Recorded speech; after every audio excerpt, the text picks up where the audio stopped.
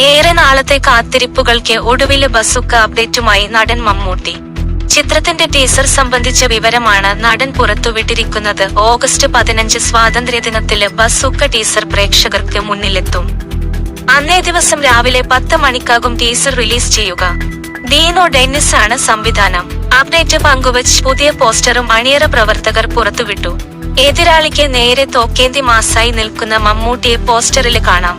ഏറെ നാളത്തെ കാത്തിരിപ്പിന് ഒടുവിലെത്തിയ മമ്മൂട്ടി പടത്തിന്റെ അപ്ഡേറ്റ് ആവേശത്തിലാണ് ആരാധകരിപ്പോൾ. തമിഴ് സംവിധായകനും നടനുമായ ഗൗതം വാസുദേവ മേനോൻ ബസുക്കയില് ഒരു നിർണയ വേഷത്തില് എത്തുന്നുണ്ട്.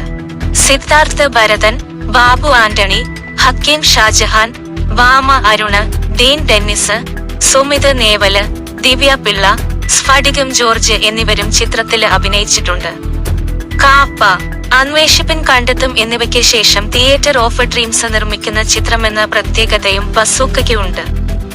മലയാളത്തിലെ എക്കാലത്തെയും മികച്ച തിരക്കഥ രചയിതാക്കളിലൊരാളായ കല്ലൂർ ഡെന്നിസിന്റെ മകനാണ് ബസൂക്കയുടെ സംവിധായകനായ ഡീനോ ഡെന്നിസ്.